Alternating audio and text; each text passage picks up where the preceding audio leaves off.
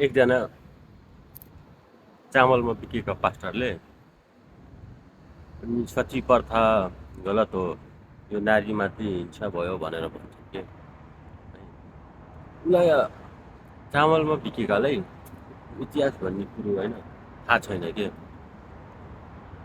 जब पहिला मुगलहरूले अरू देशमा राज्यमा होइन लडाइँ गर्दाखेरि उनीहरूको जित्दाखेरि उनीहरूको रानीहरू जनताहरू होइन चेली छोरीहरूलाई लिएर जान्थे के, लिएर गएर रखेल बनाउँथे या रेप बलात्कार गर्थे के है।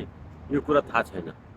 ऊ त्यही आफ्नो पवित्रता के जगाउनको लागि नारीहरूले के जो पतिव्रता हुन्छ नि उनीहरूले के आफ्नो होइन कुमारीत्व जोगाउनको लागि बिख खान्थे।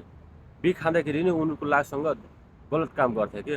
ऊ त्यही कारण सम्झेर हाम्रो शिव शक्तिको रूप के सम्झेर अनि आगोमा आफै अग्नि दहन हुनुहुन्थ्यो के त्यो नारीहरू के आफ्नो पतिव्रता पवित्र जोगाउनको लागि। तर यस्तो कुरा यिनीहरू चामलेहरूलाई थाहा हुँदैन के। कहिले गोवा होइन एक्युगेसन भन्ने छ होइन, एउटा काण्ड छ, हिस्ट्री छ। त्यसमा सन्त जेभियरले धर्म परिवर्तन गराउनको लागि के गर्थे, रेप गर्थे, बलात्कार गर्थे केटीहरूलाई, केटाहरूले कसरी तडपाई मार्थे के। त्यो हिस्ट्री पढेको थाहा हुने हो। त त्यस्तो कुरा पढ्दैनन्। अनि हाम्रो धर्ममा सती प्रथा भनेको गलत प्रथा अरे। सती प्रथा भनेको त्यही बेलाको सबभन्दा पवित्र प्रथा हो के हो। अहिले युद्ध हुँदैन, झगडा हुन छोड्यो, त्यसपछि त्यो आफै बिस्तारै हट्दै गयो। यो कुरा खै त बुझेको। यस्तो कुरा बुझ्दैनन् कि चामलमा बिकेकाहरूले। अनि गलत भन्छन् क्या। यो गलत होइन। यो भनेको जुन दलालहरू मुगलहरूले अनि क्रिस्चियनको दलालहरूले नि पहिला धर्म परिवर्तन गराउनको लागि, अहिले त मारकाट गरेर सक्दैनन् नि। अहिले त पैसा दिएर, चामल दिएर, तेल दिएर अनि लोभ दिएर चेन्ज गराउँछ।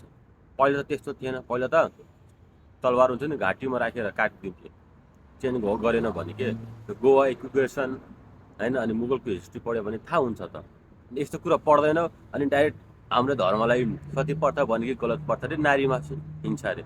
त्यो भनेको सबभन्दा पवित्र प्रथा हो। यो कुरो बुझ्नुपर्छ। जय श्रीराम।